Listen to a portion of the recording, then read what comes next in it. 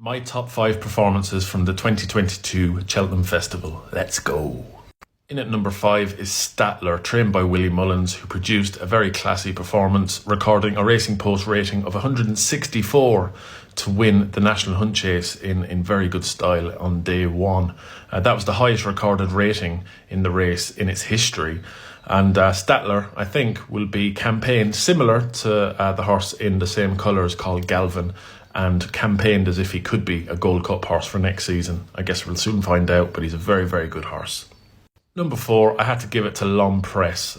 Some people might argue with that. Let me know what your thoughts in the comments. But I thought it was just a real mark of genius from Venetia Williams to step this horse up in trip, having been campaigned over 2 miles 4 all season, to step him up in Grade 1 company at the top level, step him up in trip on soft ground as well. And the manner in which he won told me at least that he could very much be a Gold Cup contender next year. He jumps, he travels, he finds loads for pressure. He's got a fantastic attitude. I love Presse. I love Venetia Williams even more. Presse I thought was very, very impressive.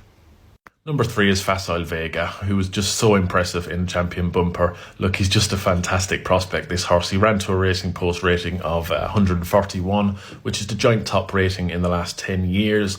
Just the style and the manner in which he goes about his work is so exciting. He could be absolutely top class over hurdles. He'll start his novice campaign next year. God knows where he could end up, but the sky is the limit for Facile Vega. Can't wait to see how he progresses. Number 2 has to go to STATTLER, who finished second in the Gold Cup last year. He won the Betfair Chase first time out really impressively, then got beaten at Christmas, but he was produced brilliantly by Henry de Bromhead and ridden brilliantly as well by Rachel Blackmore to win the Gold Cup. Standing on his head, he was really, really impressive. He produced a Racing Post rating of 184, which is the best rating in the race for many a year. And look, he's just a top class chaser. He really came of age today. What he can do next season remains to be seen. The Gold Cup can take a lot out of horses, but STATTLER definitely worthy of his place in number 2 in my top 5 best performances at Cheltenham.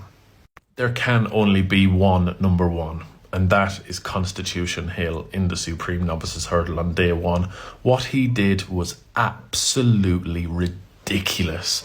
He produced a Racing Post rating of 172 as a novice, which would have won 16 of the last 20 champion hurdles, let alone the Supreme Novices Hurdle. Is the best performance on the ratings and speed figures ever produced by a novice. It was just fantastic. He's an amazing prospect. I don't know what he's going to do next season, whether he can improve or not, but what he did on day 1 was just very, very special.